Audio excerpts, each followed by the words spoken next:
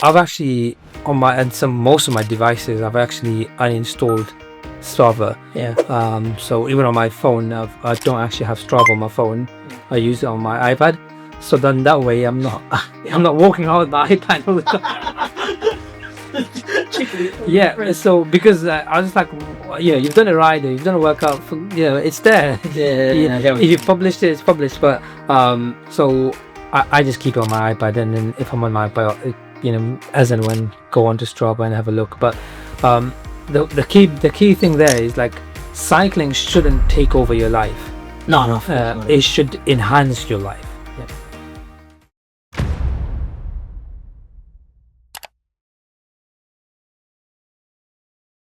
Another episode Of Coffee and Cadence. Cadence Coffee.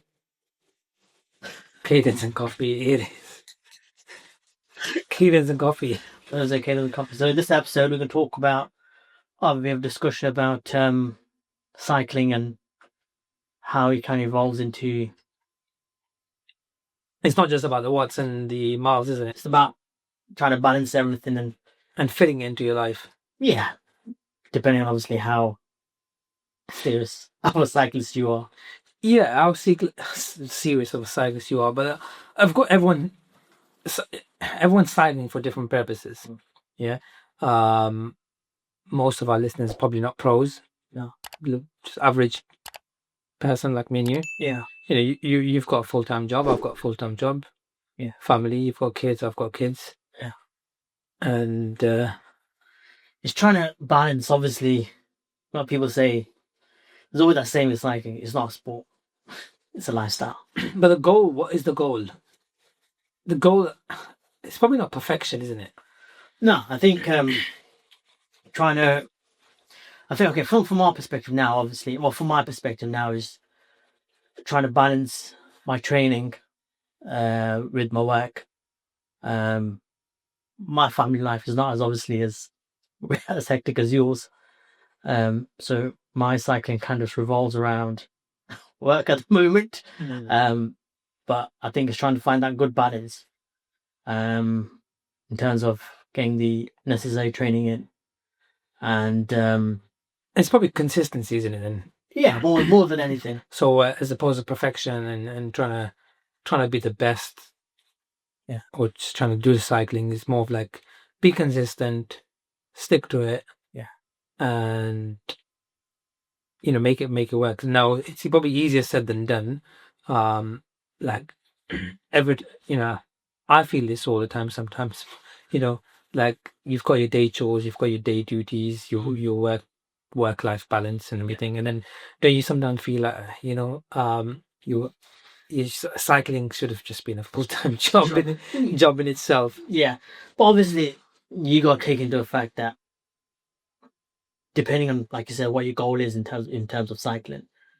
But from our perspective, from our perspective, we obviously try and do certain numbers of hours of cycling a week, and then some on the weekend. So for us, obviously trying to get that all balanced around your family and your work, it's kind of important. Because it does pain when you miss rides, when you miss training, when you miss your rides, when you miss or even like when your family commitments has a toll. Yeah, it's not a pleasant feeling, isn't it? No, especially if you're trying to rush. Yeah, work's over there. Like you late. Like it has a knock-on effect. Yeah, you late at work. You've got work that's overrun, and then you're training. If you're training at a certain point, so because the culture is for us at the moment is obviously whether we ride in the morning, whether we ride in the evening, and then obviously go the weekends, where we tend to do a pretty long ride where we're probably out most of the whole morning really. Yeah, and we try and be back. So you work out of town. Yeah, but luckily for me now, it's more working from home for me. So that's worked in your favor where you can massively. I can now balance. You can balance and do probably a bit more training. But let's talk like when you are working away. Yeah. What's the reality of balancing cycling with your day job and your day-to-day commitments? Well, when I was obviously working more in the offices, I'd either try and do first thing in the morning, which meant going bed early, Yeah. or doing it after work. And what I've probably found is I preferred it doing first thing in the morning and then it's out of the way. But the worst about that was getting up early, which is You have to be really committed for that, isn't it? yeah. I mean, I struggle sometimes waking up really early, especially maybe like the club that we're part of. yeah, Sometimes we have in the summer we have those really morning early. really morning rides Yeah, after Fajr Salah, yeah, and at that point I just want to go back to sleep. yeah. Once it's out of the way, it's out of the way, right? Yeah, I get it. So It comes down to preference to what you prefer. I think it depends on how busy. So you basically got to plan in advance. So if we got a busy day, and you know you're not gonna either get all your chores done until really late in the evening or whatever, maybe then I don't know, you might want to get it in the morning, or if you can fit it sometime in the afternoon. so it's about squeezing it in. Is that you've got 1 hour? How do you squeeze this 1 hour in In your lunch break. If you work from home, then it's in your lunch break? yeah. If you're doing an indoor power ride, hour. if you're doing an indoor ride, Yeah. Yeah, jump on. it can work. Yeah.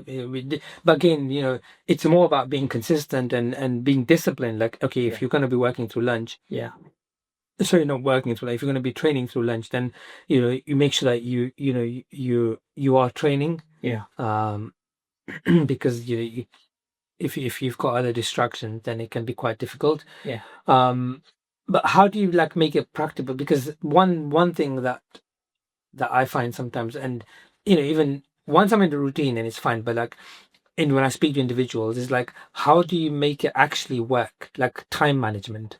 yeah. How do you actually fit your training in? Because like I can just give my anecdote. My example is I I generally train between 5 and 7 in the evening. So I aim to finish my work by 5 p.m. and then by 5:15 I'm on the bike. I do an hour session or an hour 15-minute session, at maximum 1 hour 30 minutes, Yeah, because then again I have to go pick the kids up. yeah, So that's the window. And if if I've had a hectic day at work, then it has a knock-on effect because I won't be able to get off by 5, yeah, which means I won't be able to start training at 5:15, and then I won't be able to do that an hour 15-minute session Yeah. because there's some non-negotiables. It's like I can't leave the kids sticking out. Your dad was cycling, so you just walk home. yeah. So mine is different. Obviously, I try and get my rides done lunchtime. Do you? So in the evening, I try and chill. I try and like relax, wind down and stuff. Especially for work, because work has been busy lately. But recently, I've been doing a lot of my workouts in the evening.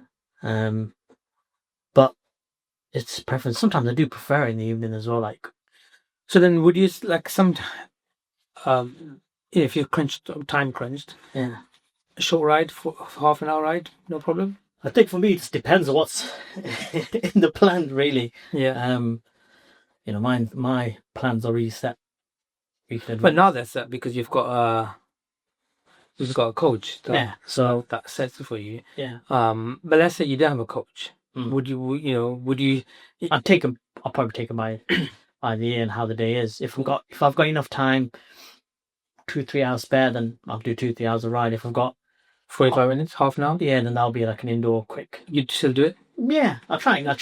Like you said, consistency is more important than. True, yeah, consistency. Well, a 45-minute ride is better than a 2-hour ride that didn't happen, did it? Yeah, as long as you're getting something. So as long I've thought about it, but it never happened. As long as you're getting something out of it. Yeah. Then yeah, it's definitely worth it. So then, okay, so do you travel a lot for work? Not since starting. Stay away from from home and no. So I do sometimes where I have to travel to a different town, spend a couple of days there, and come back. But then you've got an option of using a gym. Yeah. In fact, generally I don't take my cycling gear with me. But it's not the same using a gym, though, is it? it's not the same. And to be honest, it's those days that I try to to tailor my training to have my adjust my rest days to those days. So like I wouldn't travel for a long period. It wouldn't be more than 2 days. Okay. Yeah. So I can shuffle my rest days around Okay. to make that work. But I know individuals that do need to travel for work for like a week or so.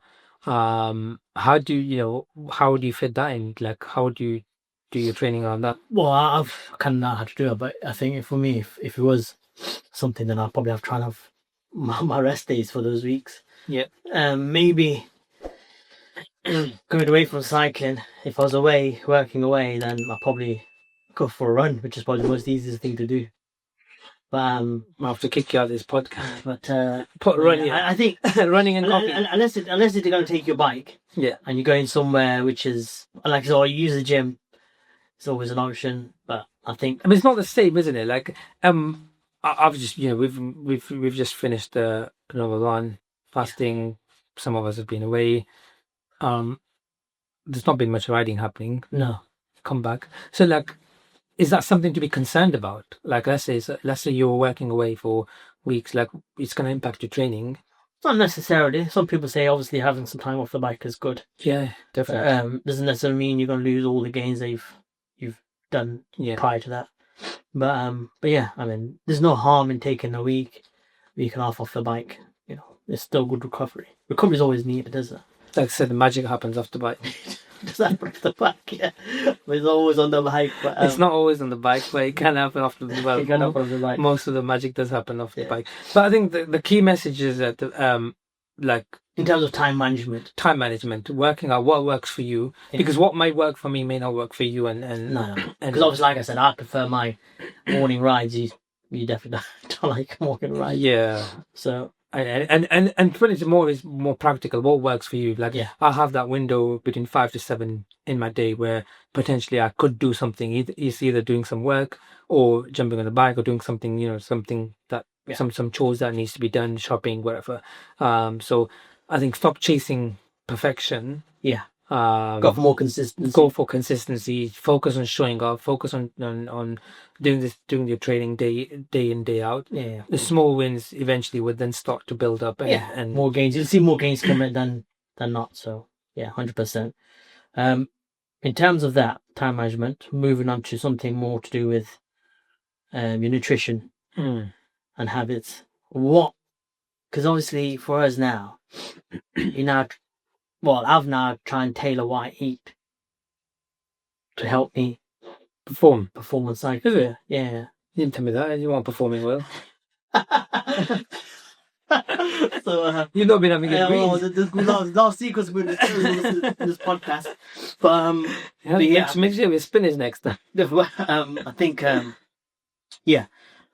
obviously what we but have you seen any changes in what you eat in terms of to help consist because of cycling rather than and to be honest, no.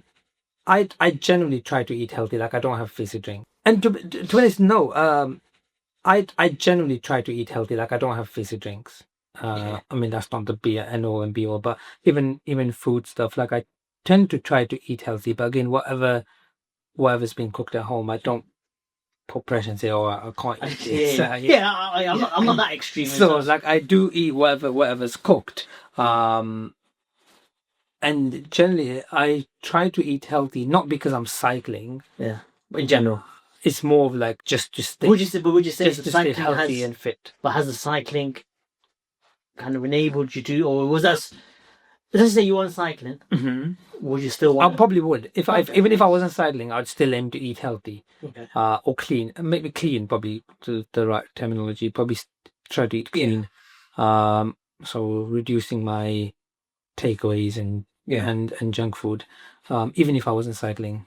Yeah, that's still. So obviously, it's not more of a performance mindset, or no, not at the moment. You never know. Things might change. Yeah. But at the moment, it's more of just eating clean, just to stay healthy. Yeah. And of course, that then does compensate. That you do start to see benefits. Yeah, of course. In training, because if you eat well, you feel well. Better, yeah, and you feel you much can better. perform better. Yeah, of course. Yeah, Your heart rate's better. You know, when yeah. It when goes you in work hand. out, It goes your hand. heart rate's a bit more stable. Your power's more stable. Yeah. There's not those sudden spikes. Yeah. That of inconsistency. So fuel. I think to your point, fueling does play a part. But if it's just general food stuff, then I just tend to eat healthy because I want to stay healthy as opposed of cycling. There's also the thing that people say, coffee culture and cycling go Yeah. hand in hand. Or would you say you've become more of a, I don't know. I mean, you've been cycling, but Coffee lover. coffee addict. Would you say that's you're more thinking to that because of cycling, or would you say No, I think so. If I take this back to, if I take this back to when did I have a coffee? When did I buy my first coffee machine? Yeah. It's probably before I Cycling. bought my bike. Really? So yeah, I had a Gaggia Classic. Okay. For anyone that's into coffee, I had a small Gaggia Classic secondhand with a big bean grinder, industrial bean grinder. Yeah. Next to it. So no, so I think coffee and cycling there is a relationship. We will be doing some podcasts and some sessions on coffee, specifically, For but the coffee lovers. for the coffee lovers and the cyclists. But for at the moment, no, I don't think that there was not much No. that didn't drive. Coffee came first, Yeah. before the bike. Right. It's not like the chicken and egg. Yeah. What came first, the egg or the chicken? Oh, the bike or the coffee? But yeah. But people tend to. There's always that notion of Yeah. going things hand. I mean, same question to yourself then. Would you I know you like your mochas. Like my chocolate fix in there. Let's get your fixing somehow. Yeah. So, was it because you started cycling, or was it you? Nah, I've had mocha before, and I feel like thing is I'm not an addict in coffee. Like I don't have to go on I don't have to go on a bike ride, and I have to have a coffee. Like I can survive without having a coffee. Like, people will say like, oh, if you go on a bike ride, I have to have a cake. Yeah. You know what I mean? It's like Is it because they want to compensate what? yeah, All the lost calories. It's not lost calories, yeah. But for me, nah, it's just like I'm still the same. Like, and if I'm feeling a coffee or mocha, Yeah. I'd get one. You'd get one. If not, Screw one. yeah, carry on riding. Just like Scrap one. Yeah, scrap it, carry on riding, and that's it. I mean, I don't go to the extreme that I need to have a coffee or anything like that. But I do a coffee. It a nice coffee. Oh yeah, it goes down. It does go down well. It does, yeah. And I think the last one.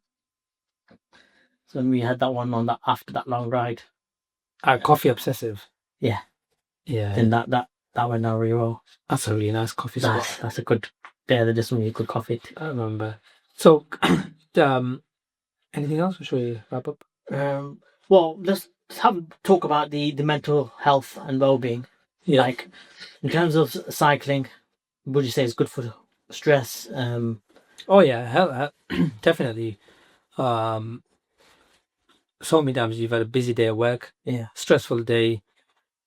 You go for a bike ride. It just helps you reset. And you come back, and at times I've come back and carried on working, and or I've been stuck not stuck in such a way that I'm don't know what to do, but I've got a really challenging thing at work that I need to do, and you get that brain fog kind of thing where you're just staring at the screen. Yeah. I've been for a bike ride, come back, and it's a reset. And would you say, in that sense, would you prefer to do it on your own, or would you like to go on a group ride, or would you like to go with plus one? No, probably at that point. Those kind of rides are generally like after work or at lunchtime, like you said. So it's more of like it's just you, the bike. So let your mind reset and think about what you need to do, and it's more of a solo ride as opposed to I don't want to be talking to anyone. There's kind of, and you get you into your own zone and kind of thinking out. Yeah, I mean, so obviously, I mean, I'm probably the same. I prefer going if I was going just clear my head and whatnot. Then I mean, I don't want to talk to anyone. I'm just happy to go riding by myself, go do an hour or so on the bike. It's nice therapeutic, I guess. It is, especially on a nice summer's day. Yeah. Come back, reset. Does the job, I guess. 100%. Yeah. I mean, I've come back and the kids is I've come back on my bike ride and the kids say, "Oh, he's happy now." Yeah. Yeah. And obviously, looking into the things like, when does the lifestyle then become an obsession with Strava, and then becomes obviously an obsession in terms of getting into your lifestyle? In Strava can be addictive. yeah, You know, constantly you've done a ride, you come back, you're looking at it. Like it's more of like that dopamine yeah. fix, isn't it? How many kudos you get? Yeah, so how many comments you get? I've actually on my and most of my devices I've actually uninstalled Strava. Yeah. So even on my phone, I don't actually have Strava on my phone. Yeah. I use it on my iPad. So then that way I'm not walking around with my iPad all the time. Yeah, so because I was just like, you've done a ride or you've done a workout, it's there. Yeah, I get what you You've mean. published it, it's published. But so I just keep it on my iPad, and then if I'm on my iPad, as and when go on to Strava and have a look. But the key thing there is like cycling shouldn't take over your life. No, of course not. It should enhance your life. Yeah. And things like this, like for example, what you just mentioned, like you can get sucked into it. You can start to constantly feel that you actually do need to do this. Like you can cycle without being on Strava. Yeah, of course. Yeah. There's nothing wrong with that. Like we're only going on Strava for the social aspect of it. Yeah. Or if you really wanted to log your miles, there's other platforms that technically you could log your miles on. Yeah. So yeah. And then also, when does like I went through a phase where the gear, as in the clothing, has start becoming an obsession. Like I'd look on a seasonal basis. Is it? Yeah, like I want a new I want the latest jersey from a certain brand, or I like these bib shorts because they look nice and stuff. So it becomes that obsession. Then I think it does creep in. You do have that phase where you do, but I think since coming back from the last training camp, the last training camp we came back from was what? Tenerife. No, Italy. Was it Italy? Malaga. Yeah. Since coming back from there, I've kind of obsessed, if that's the word, from buying unnecessary stuff. Things. I think the question is we probably all need to ask ourselves, like, do we really need this?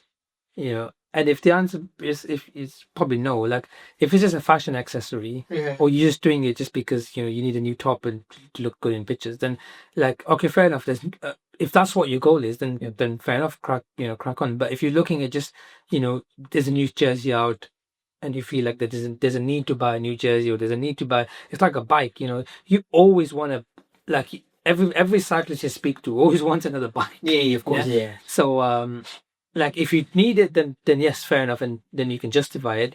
But then even as a cyclist, there's many ways of you can justify carbon emissions and stuff. So it's just trying to be sensible, and I think you need to be sensible about it and not try and avoid the obsessiveness and falling into that trap and wanting to buy. Because look, I mean, let's bring it back right to the basics. At one particular point, you can only ride one bike. Yeah. Wear one piece of jersey. Yeah. Then your bib shorts, gloves. Like you only need one of each item. Yeah. Everything else is just a necessary add-on. Necessary add-on is extra. Yeah. If you're going away on a trip, you probably need two. Wash one. Wear one. Yeah. So you can get by just having the basics. Like when you start having like five, like I've got jerseys that I've not, like last summer I didn't wear them. I mean I've got them there, but I just didn't get around to wear them. Yeah, because once you figure out which jerseys you like, that's it. They're your favorites. You generally do go to them like, okay, I'll wear this one because it feels nice. It fits nice. It wears nice. So they become to your go-to Oh yeah, no. top. Yeah, I think I've just started since doing our training camps abroad. I think I've packed so much stuff. And you've not worn them. Yeah, I've just used maybe one or two jerseys and just recycled that. That's why recently I started giving mine away. Shipping them away is very perfect. So before we go into the quick fire, Yeah. the question I probably want to ask the viewers is: do you shape cycling around your life, or your life around cycling? It'd be interesting to see comments from people as to how they see cycling, whether cycling is an obsession for them, where it then takes over their life. And they start to change everything. Yeah, or where they can find a good balance between life and things. So yeah, it'd be interesting to see. It's a hard one. It is a hard one. Sometimes, especially on a weekend, I'm again talking from my perspective. I try to attend. My weekends are generally around cycling, and it can So yeah, it's turning out to be an obsession. So it'd be interesting to see what the viewers say, and then drop a comment, and we'll be interested to read what people say. Nice. So quick fires I'll fire some to you today. Yeah, go for it. So Albal, coffee before the ride or after the ride? Probably after for me. I'm not really a coffee fan. I have it before and after. One for 6 o'clock in the morning. One have one as a one day flying will be fine, but I prefer after. So miss a session or cut it short? Cut it short. This is around like trying to fit it in around you. Cut it short. I've done a few last week and the week before where I've cut it short, but I think if I miss it, it's bug me more. Bug you more. Yeah. So train hard for 1 hour. Yeah. Or a 3-hour easy endurance ride. It depends, I think. What do you prefer? What's your preference? I prefer 1 hour train hard. Hard. Yeah. Go full guns, full gas. Full gas. Yeah. And then what's been your best excuse for not riding? Best excuse? Yeah. Maybe if I feel like feel tired, or I don't know, it's like one of those when you wake up and I've got work tomorrow. Yeah, it's like it's feel tired. I can't, you're not in the mood to cycle. I think when I'm in the mood not to cycle, now I've just give a miss. Like rather than because I'll get on the bike, I'll just be moaning to myself. Why am I here? Yeah, what am I saying? I won't put the full maximum effort. So I'll just, if I'm not up for it, then I'll pretend I'm not well.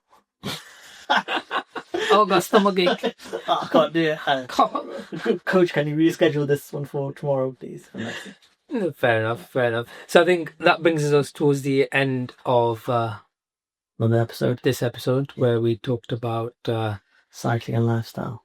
Cycling, lifestyle, obsession. I think the key message was from us: don't let it become an obsession, and where it overtakes your life. Try and get a good balance, but all this says, cycling is a lifestyle. It is a lifestyle. But let's see how it became, like I said, for everyone to share their experience. Yeah, cool. What their journey is and how they balancing cycling and their day-to-day life. Yeah, exactly. Until then, see you on the next one.